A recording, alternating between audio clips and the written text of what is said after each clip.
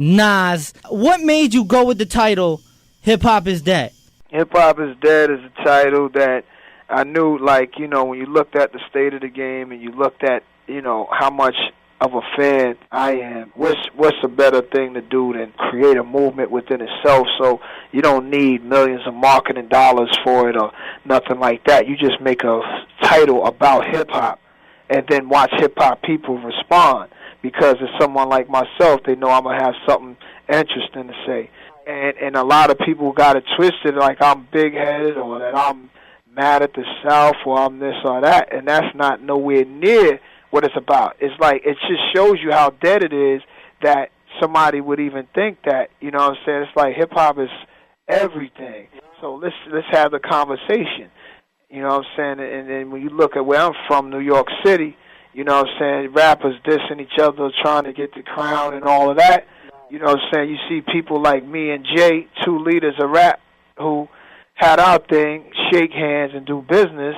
Then you got to say, we doing this, or I'm doing this, because the game is dead. Not all of it, not saying that dudes is whack, but it's just saying, like, yo, we're looking at y'all aiming guns and DVDs or talking reckless or thinking that you're supposed to be looked at as this big shot after just one album, and then get mad at other dudes like myself just because I've been around. Not supposed to be like that. When I look at the rap game, come from so far, and there's so much more we got to go. Right. You know what I'm saying? So it's like, I sat back and said, what title is going to fit today, fit Nas today, and that's the title. So it just sort of seems like it's taking a new direction. Definitely, and that's the part that I don't understand. It's like the young or the new dudes never supposed to be hate on the veterans. Like, I feel like there are veterans that are older than me, but I feel like I'm on my way to that. But I feel like, if some of the new guys look at me as something in their way, then that just shows weakness in their character. I never looked at the older guys than me, the older than me, as in a way. You feel what I'm saying? Like, I looked at it like I got to break down my own walls. I got to get there on my own. I got to take mine. Right. And I feel like they feel like a lot of the vets are in the way, and it's like, damn, that kind of messes them up, because one day, hopefully, they can be a vet, and then somebody's going to be mad at them, right, because they've been around, right? Because they got what it takes. Nas, I want to throw some songs at you that you've done in your career, and I want you to tell me either what inspired you to write them or what you were feeling at the time. All right, Drunk by Myself. I was drunk by myself when I wrote it. Yeah. It's one of my favorite joints right there. All right, Getting Married. I was about to get married, dog. It's basically like, you'll notice, like, I'll just be, you know what I'm saying, like, all right, cool, we got studio time, I can have any producer in the world, but, you know what I mean, sometimes I just got to get some things off my chest, so, you know what I mean, I just wanted to let that off on an album like that, Yeah.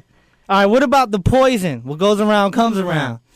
Man, what was I thinking about back then? The track really just really told me what to do with that. All right. What about Undying Love? Oh, man, what was I thinking, man? I just tried to come from a different perspective on it, just like with the storytelling, I just wanted to tell something that was cold, saying something right there that could hit home with the average dude. He didn't have to be a drug dealer to listen to it. He didn't have to be, in jail to listen to it. It's just something like he could be anything and listen to the story and relate. On the Street Disciple double album, you had a joint called The Unauthorized Biography of Rakim, right? Yeah. How come you didn't continue that on Hip Hop is Dead? I've been waiting for a KRS one. The KRS song, yeah, that wasn't that should have been on the Hip Hop is Dead. Now that I think about it, but it'll make one of these albums. Right. Yeah. One Mic. It was such a big record for you. What were you thinking when you wrote it? I was really thinking about trying to make a record that you could feel. You know what I'm saying? Like, I have my Uchiwalis, I have my my party records, but this record to be different. Now, when you wrote it, were you thinking that it was gonna start low, come up, and then at the end start high and come down? Yeah, because I listen to a lot of music that's not rap music, and a lot of music that's not rap, they have a lot of different changes in it. You know what I'm saying? faster, slow changes, high, loud, smooth. They go from one extreme to the next, so I wanted to do that. All right, and I always wanted to ask you this question, man. The Lost Tapes, the album itself, was that planned or was that just throwaway tracks from I Am and Nostradamus? Those are definitely throwaway tracks. Wow. I got more. I got more, so it's enough to do another Lost Tapes, and I was thinking about doing it. When I heard that, I'm listening to the joints like, Dad, why didn't they put this on Nostradamus? Like, right. I know. I got. That's why it had to be an album.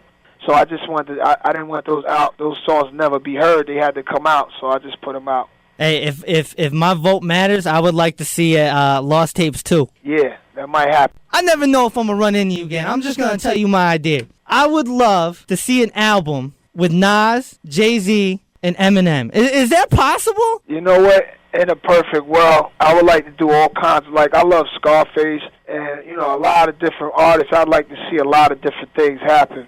Right. You know what I'm saying? But everybody's chasing this paper and looking at it different. Maybe it's possible. I don't know. Stuff like that should be possible, you know? I just think that would be crazy. I think M doesn't get a lot of the credit that he deserves. You know what I'm saying? Nah, he's that dude, and he produces. So, you know, that makes it really crazy. And you've rocked over a few of his beats in your career. Yeah, he produced on my Godson album. He produced I Carry the Cross. Crazy. Yeah. So, you know, I don't know, man. I think we should try to make it a perfect world and make that happen. I don't know, man. That's a beautiful thing. Yo, if it does happen, it started from you. Yes! Man, I'm telling you, man, somebody needs to hire me as an A&R or something, man. Oh, man, Nas, I really appreciate you checking in. It was real good to kick it with you, man, and I hope that you're in Connecticut sometime soon, man. Oh, man, yo, dog, when I get to CT is on and popping, much love to everybody in Connecticut. I miss Connecticut. I love Connecticut.